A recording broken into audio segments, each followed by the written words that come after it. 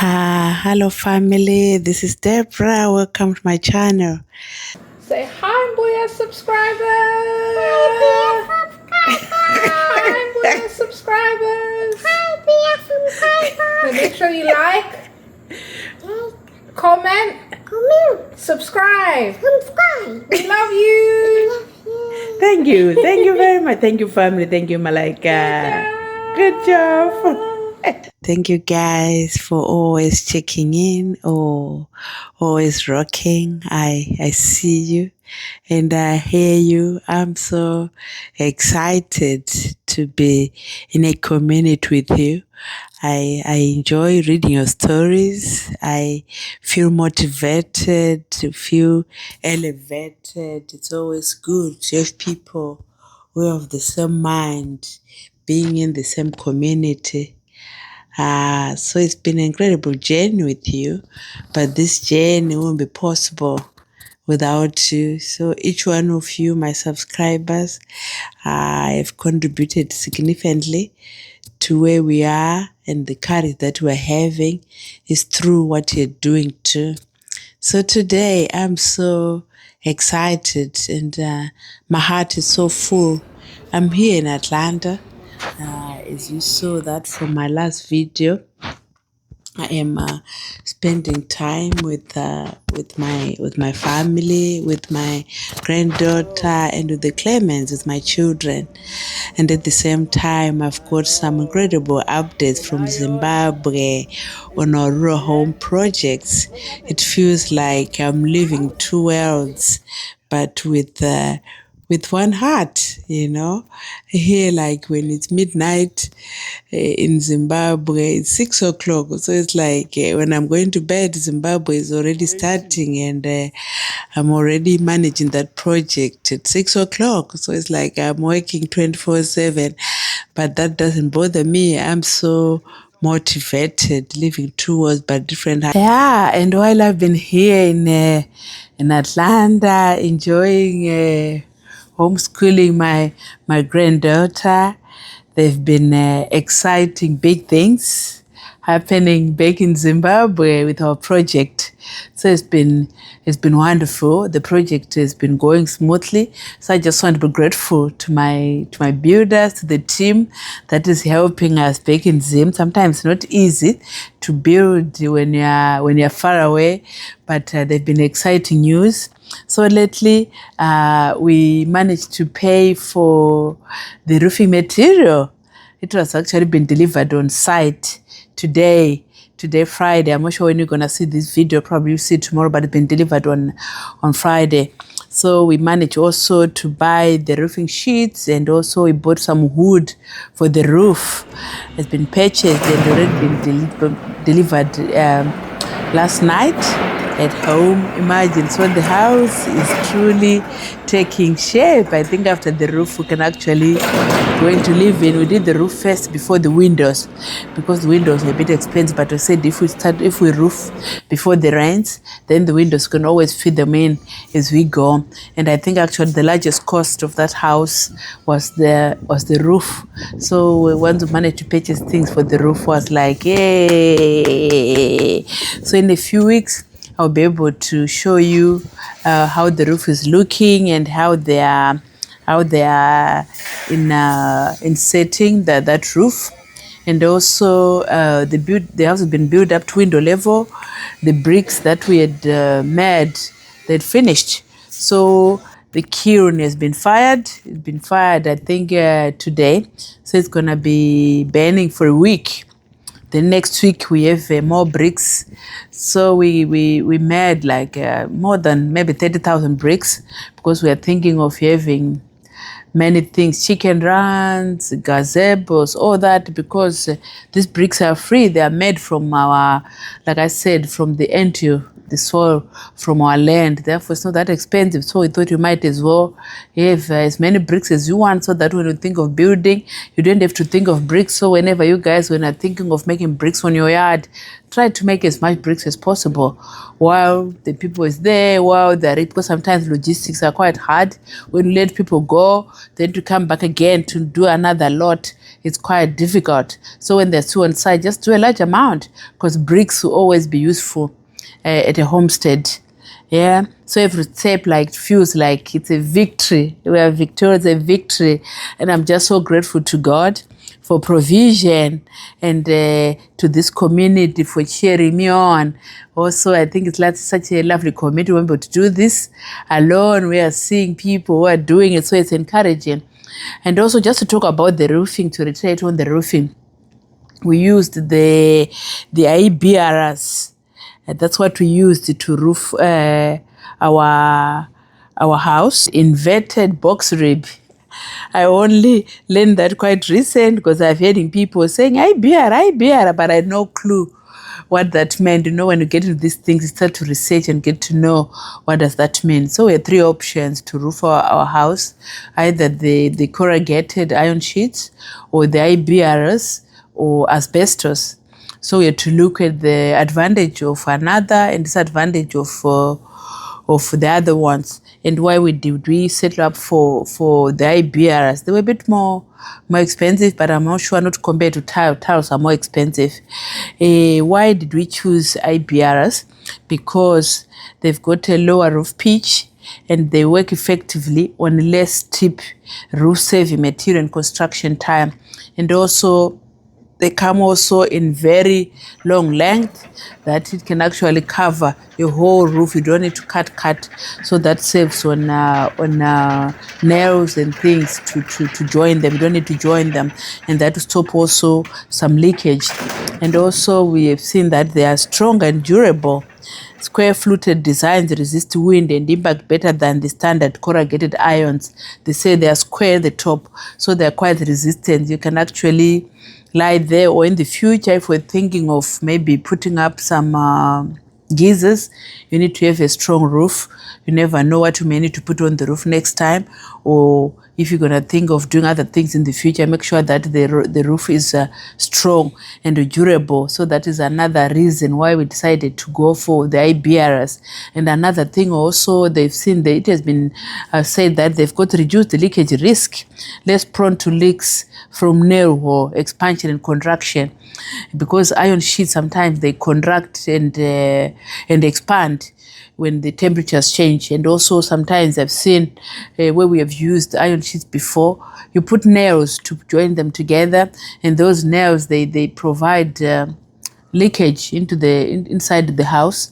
And because also that hole sometimes becomes big and becomes small depending on the weather, when it gets cold, when it gets winter. So but the IBRs, they don't do that. And also they look quite modern. They look like tiles, modern aesthetic. They are bold, sleek, and they've got a good look compared to traditional corrugated sheets. Those who have seen them, they actually look beautiful. They are like, fake tiles. So we chose that. And also the way we looked as well, we've seen discovered that they are so versatile. They're ideal for industrial, commercial, agriculture, residential projects, because they're quite long. Maybe if you are going to build maybe your chicken run, they cover a long distance because they are quite long compared to corrugated iron that comes maybe in specific length. Yeah. So why we didn't do asbestos? Most people I know, they are still using asbestos, but from what I've known, we're learning. I know when I did my mother's house before, we used asbestos because we didn't know. But now living in the diaspora and being a nurse, and I've seen in the groups, like in the building group, most people are saying, asbestos, because they're saying, I've lived in asbestos house for 30 years, nothing has happened. Yeah, it might be that nothing has happened, but why live in with a snake in your house, knowing that one day to bite you? I think Zimbabwe might be the only country that is still using asbestos. Here in the UK, it's been banned completely. And I've seen, as a nurse, I've seen many people coming into hospital with lung cancer, with mesothelioma, with severe lung problems, because they've been working with asbestos. So I've said that first-hand information. So I said, because the knowledge that I know now, why would I want to put myself at risk? But I see most people, even those that know this knowledge, they still want to use asbestos. And also because the asbestos, sometimes you may not see, that they are breaking off their airborne fibers or damaged asbestos roofing, release microscopic fibers into the air, which remain harmful for decades once inhaled. So sometimes when the roof's getting old, they break those small fibers that you may not be able to see with your naked eye. Then you find it will be able to it may affect your generation after generations, It may not affect you, but it may affect generations after generation. Even when asbestos are being disposed, they cause a lot of harm in the community because there's those things, they fly away and people inhale them. So I wouldn't advise anyone to use asbestos, even if they may be cheaper, but in the long term, I wouldn't want to do anything that risk our health. So just a bit of education there, that from what we've seen, and we know better. Why would we want to choose a thing that we know is dangerous? And also aging and damage over time, asbestos roofs crack and deteriorates, increasing the risk of fiber release. That's normal. And also unsafe removing asbestos roofing without proper safety measures can expose workers and nearby residents to dangerous levels of fibers. When you want to destroy that house, or you want to expand it, or you want to make it big or whatever, which means you're gonna put nails into those asbestos. So I think asbestos should be totally banned. And I think it is only in Zimbabwe that is still being used. In other countries, it's been banned. Many countries have banned or strictly regulated asbestos use to its health hazards. Most countries, even here, I've never seen a house which is roofed with asbestos been totally banned. So I would advise, that people, if you build those houses, please try not to use asbestos. Asbestos roofing may look durable, but it carries long-term hidden health that outweigh its benefits. That's my little advice that I'll say to you. So also we looked at also comparison with iron sheets. Iron sheets, we looked at, I know growing up, why I hated iron sheets when it rains. The noise will be like there's a river flowing on your roof. It will vrr, vrr. For that fact, even when we thought of that, I said no, not gonna have iron sheets because they make so much noise. And also another thing that I've just discovered, temperature fluctuations. Iron sheets absorb and radiate heat quickly, making homes very hot during the day and cold at night. So during the winter, they're very cold.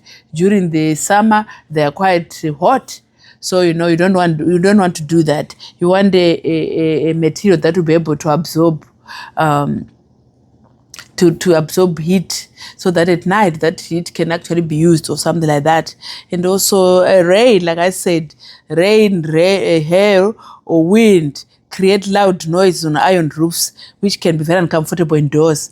Because some our rural homes that we are building may not be have enough money to put a ceiling at the moment. You may gonna put a ceiling at a later stage, but say they make so much noise. The noise, like if there's wind, if there's hailstones, you'll be suffering. You won't be able to sleep. So because of that, so we decided not to do iron. And also leakage risk, expansion and contractions from heat can enlarge nail holes over time, leading to leaks, So you don't want that to happen, because you would have nailed your iron sheets, but with time they expand, they contract, they expand. Those who do science, so that holes may enlarge, end up having leaks in the house, which is the last thing that you want. So rather maybe spend a bit more on the IBRs. They're actually like $4.50 per meter. $4.50 per meter. Then you can multiply the amount of meters that you want, but they come with long length, so that you don't need to cut. You can actually lay them on top of each other. They're quite good. We bought ours charcoal gray. They come in different colors. They come in red. They come blue. They come in so many colors. And also what we've discovered is that iron sheets are less durable. They are more prone to rust, corrosion, and denting compared to coated and the modern roofing options compared to IBRs. So they bend sometimes. They tear. The one that the Chinese are making these days, they actually tear like a cloth. They are not strong. So if you are thinking of roofing, I would rather advise you maybe to start thinking of quotation for IBRs. That's what I've seen. and all the corrugated iron, the traditional look is an old and less modern appearance that may not suit contemporary buildings, but it's up to you really, guys, whatever you want to look. But I think the difference, I don't think it's such a huge difference, but the IBR, I found them very, very beautiful. So this is the one that we've bought. You're gonna see when they're on the roof. I'm gonna update you on the when the roof is roofed, you'll see what it will look. But want to thank God for his provision and the effectiveness that the builder came over and was there at the workshop, and to make sure that the things are cut to the size, because sometimes you need to have a builder to be on site, because sometimes they give you quotation and you go on the building, things don't fit and you have to buy twice or things like that. So our builder is very good to always bring him to buy things that concerns him, like, the amount of food that he needed, the nails, the IBR, the length, whatever I needed to do that in the workshop, so that we get exactly the exact thing. And then we hired a lorry with our wood to go to Mrewa, so that next week, probably in a few weeks, we'll be roofing. So it's exciting times. It's very exciting times, guys. Very exciting. We are so excited about this.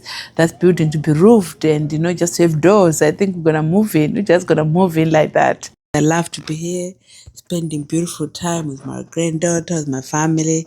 But my heart is actually in Zimbabwe. So with that fact, I was encouraged to people who are maybe in our position to say, don't burn the bridges, because I've got connections here. If you spend a lot of 25 years in the diaspora, so it's not an easy move. There will be some grieving, there will be some life ties with our grandchildren, so we don't burn the bridges. We leave the bridges still functioning, or you can enjoy, if you're able to enjoy both lives, that you're able to come here and support our children. They need us. They are different from us. That when we came diaspora, we didn't have anybody. I always struggled with childcare. I always struggled with all these things that you people who have lived in the diaspora, probably you wouldn't want your children to go through the same thing. So we are available, though we are relocating, but to always be coming maybe after 6 months or after whatever, to come and support our children whenever they need us. So it's good to keep that in mind, that our children should never be orphans when we are available. So whatever we are planning, moving back to Africa, moving back to Zimbabwe, we should consider that and put that in our plans. So I've come to visit them before I go to Zimbabwe, before we go to Zimbabwe in the winter for a long time, maybe for 6 months. But I would have seen them and I would have spent a lot of time with my granddaughter, which is incredible. So today it's good, like double news, double news, spend time with my granddaughter and update from home, from things that has been happening and progress. Why today's video is something which is so close to my heart. This week, while I've been here, I've been helping my daughter to homeschool my granddaughter. It's been one of the most rewarding, emotional, and joyful experience of my life. I never understood homeschooling because we never experienced that in Zimbabwe. It was never there in our time. So when I heard that, when they told me that they were homeschooling Malaika, I wasn't sure how that works and what's the benefit or what, because we've never heard of that from where I come from. But as a grandmother, I've lived many scenes of my life, from raising my own children to working hard in the diaspora. Hi, sweetie. You're right, darling. Hello, guys. Yes, as a grandmother, I've lived many seasons of my life, from raising my children to working hard in the diaspora to building our home back in Zimbabwe. But when I sit down with my granddaughter, helping her read, teaching her to write, guiding her little steps in learning, my heart really overflows. It reminds me that education is not just about books. It's about love, patience, and passing down wisdom from one generation to another. Like, you see, homeschooling, it isn't just about teaching ABC or numbers. It's about telling a stories of our family, of Zimbabwe, of resilience, of telling terror stories, of telling stories of faith. It's about knowing where she comes from and building a bridge between the diaspora life she's growing up in and the roots we hold so deeply back home. This experience has made me realize that legacy is not just about land or houses we build. It's about also the values, the love, and the knowledge we pass on to our children, grandchildren. And yes, it's emotional because I know life moves very fast. Children grow very fast, grandchildren grow very fast. And moments like this are so precious. We spend so much time building, working, traveling, and sometimes the greatest building project is sitting with a child because you're investing in the future. You're investing in a great future, patiently teaching them, giving them your time, your heart, your smile that stays with the child forever. So family, I just wanted to share this beautiful experience with you. Helping my granddaughter Malaika with homeschooling has been more than just lessons. It's been a lesson for me too. A lesson in slowing down in love, in connection and in faith, Tell me in the comment section about your homeschooling experience. Have you ever done of it? Have you experienced it? How does it work? I liked it because I think a child learns better when they're in their own environment, when they're in a loving environment. And also because like one-to-one, so you give them all their attention and you can also pay attention to their weaknesses. That you think they are weak in this area, then you can actually focus on that. And that they are being taught also practical application of that education right away. Because sometimes I know when I was school doing maths and English, I wondered why. But now we can actually apply. We can see applying those lessons that they are learning straight away in our day-to-day life. The mouse. Please don't eat me. Please don't eat me. Please, Mr. Lion. Please, Mr. Lion, please, Mr. Lion, please don't eat me. Mr. Lion, please don't eat me. Mr. Lion, please don't eat me. If you let me go, I promise I will not bother you again. In fact, I might help you someday. I'm too small to be your treat, Mr. Lion. Please don't eat me. If you let me go, I promise, Mr. Lion, I promise I will not bother you again. In fact, I will help you someday. Mr. Lion, please. Mr. Lion, please hear me. Mr. Lion, please, I'm too small. Mr. Lion, let me go. Mr. Lion.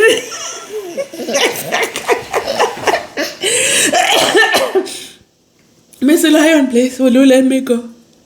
Will you let me go, please? I'm too small to be eaten. I might help you another day. Mr. Lion, can you understand me? Mr. Lion, please. The lion laughed.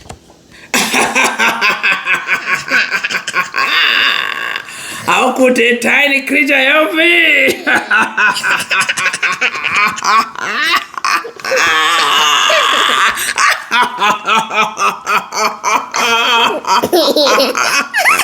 The lion was laughing.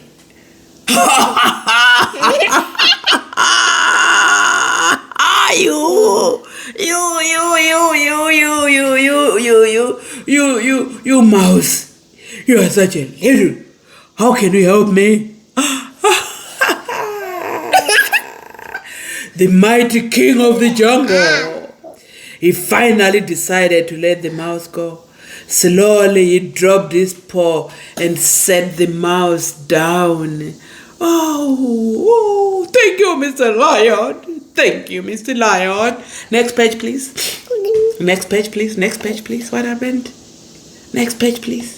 Next page, Miss Malaika. Thank you, Miss Malaika. The mouse ran quickly to get away. What was he running like? It was running like this. The mouse was running like a running mouse. Running. Mouse was running and crying. Yeah, being here in Atlanta and being lived in the diaspora for some time, it makes me think that the diaspora is its own beauty, it's got its own convenience, it's got its own comforts. And when I see this house, the one that we're building in Zimbabwe, coming together, I see the borehole flowing with water and cows coming to drink, and the community coming to share the water with us.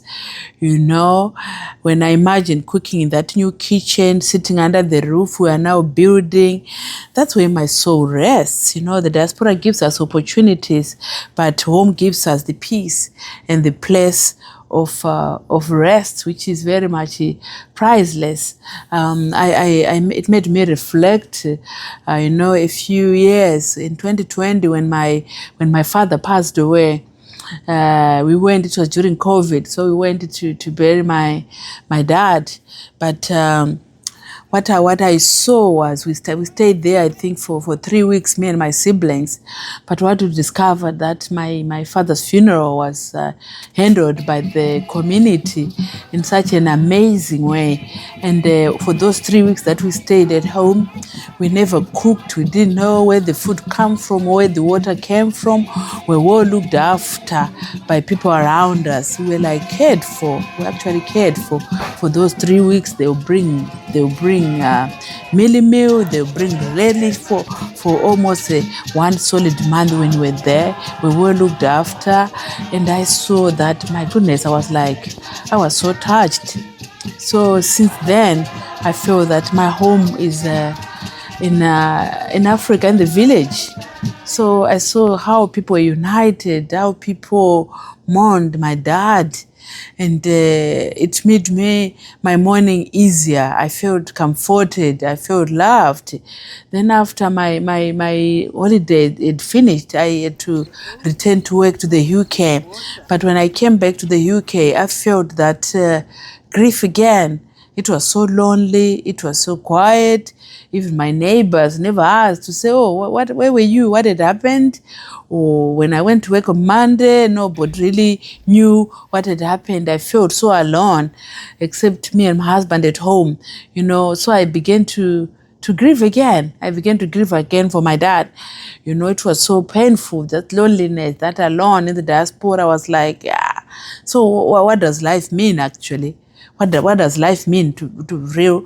I'm just coming here to the house and everything, but I don't have a community. I don't have people around me. It felt a very sad moment. I found myself going into depression actually, being not able to handle the funeral of the death of my father when I was back in the UK. Even my siblings, when they were back in their own prospective cities, they found that difficult. When I went back to the UK, my grieving was just so hard that all my children, my son-in-law, decided to set up a memorial bench in the area that we live, just to help me to grieve and to have a remembrance place to go to help me so much to grieve. So they organized with the council and set up a bench which I go often to reflect and think about my dad. It actually helped me to grieve when I was back in the UK, which was so helpful. So I want to say thank you to my children for doing that. But when we were home, the whole village was with us. So that I began to think, to say actually, so what is it that I'm there for? What is it that I'm doing in the diaspora? What does that actually mean? What does that actually mean? I found that there was no value. Then we began to make steps to think about going home and to build where we are. I think when we reach this age, you've bought houses, you've done jobs, you've worked in London, you've done whatever you do, but at the end of it all, it's what does that equate to? What does that equate to? My neighbors probably they don't even know. They just say hello. They don't even know whatever I'm going through. There's no emotional connection with me. But when I go home, there's that sense of community, that sense of belonging, that when we're sitting together, people bring food, people bring this, and there's that sense of love, that I felt belonging, that I felt this is where I am. When I first come, it's kind of like, oh, when I get a mortgage, when I do this, when I do that. After you go there to find that actually it's always calm. It's always calm. That house, if it's a mortgage, it's not even yours. It belongs to the government, part of it. So I felt that there is nothing, regardless of all this beauty and everything, this thing, they are not ours. But when I put that brick one by one, I know no one will come and take that brick from me. But my children will be able to look back and say, oh, see what our parents did. See where we are at. Yeah. So as we so know that our children and grandchildren may not share the same vision as we are at the moment. They were born here, or they grew up here, or they may not fully understand why we want to build in the village. Sometimes they may question you, why spend your money in the village? When are you gonna go to the village? Because they are different. They're different from us. Probably me, when I was younger, I might have thought that. But we must prepare for them. Sons and daughters are alike. Everyone deserves a place to call home. I think when we were growing up, my father would just give a piece of land to the boys, to say that piece of land belongs so and so to the boys. But what I'm seeing lately now, even the girl child wants to build, the girl child wants to go back, and they don't have a belonging. Some of them maybe might not be married. They might not be married, but they still want to go and develop their rural home. They've got nowhere to go because they've got no piece of land in the home where they are born. So I'm saying now we are now a new generation. Let's consider even our girl children. Let's consider our daughters. If they want to come and build in the village, why not? Why not allow? Why not allow them? Give them a piece of land. Like for us, when we are building with our son as well. But we say to the girls, if you want a piece of land, the piece of land is available for you to come and build whatever you want. The world has changed. So I think I'm encouraging each one of us to change the narratives for our children, isn't it? But and also what we're saying, we must prepare for them. We build, but we know better now. We build for all our children so that one day when their hearts turn towards home, there will be a place waiting for them. Because they may change one day, like us now. Probably when I came, I was running to England. Now I'm running away from it. Their heart may change with time as we get older. I remember now with my children, some of them, they want to learn the language. They're actually going to school to learn Shona. Like here, when I'm here, I teach my grandchildren Swahili. I teach Shona so that it stays with them. They want to know where they belong. They want to know their identity. So things will change for them. So let's make that provision for them so that when that happens, they are not lost. They've got somewhere that we have prepared for them. So yes. So family, this has been my journey from teaching my granddaughter here in Atlanta to building the roof of our rural home in Zimbabwe. It's a story of joy, a story of legacy, a story of connection, and a story of faith. I'm so excited and so grateful and so happy to share this with you. Tell me in the comment section what gives you the greatest joy, family moments, or building your legacy back home. Thank you for being here, and thank you also for supporting me. Please like, share, and subscribe. I think I'm going to open up a Facebook page about building for this community where we can go and share what we are doing. I'll be advising the page quite soon. So keep your eyes open so that we can actually go and share our idea. So I'd like to say thank you guys for being here today. Thank you for supporting me. Please like, subscribe, and share, because together we are not just building houses, we are building hope, we are building legacies, we are building connection, and we are building love. So we are such a beautiful community. So I enjoy being here. I actually can't wait to come and share what is on my heart. And I'm sure I see your comment section as well. things that you are sharing, the things that you are doing. So please, if you've reached this far, don't forget to like, don't forget to subscribe, don't forget to continue connecting with others and to continue to connecting with us. Can you share your dreams? Can you share your project to say what are the challenges that you are facing as a builder? Can you share about the material that you are using? Which ones is the best? Which one have you seen is not the best? So let it make our own community whereby we share these ideas. But please don't forget to like and subscribe and share with your family. Thank you for today. God bless you. And God is blessing your households, Continue. Don't say I won't start, but just start the first step that you are seeing. So we are in it together. You are not alone. So stay blessed. Thank you guys for rocking. You have a wonderful week. You have a blessed week. And I love you always. You take care.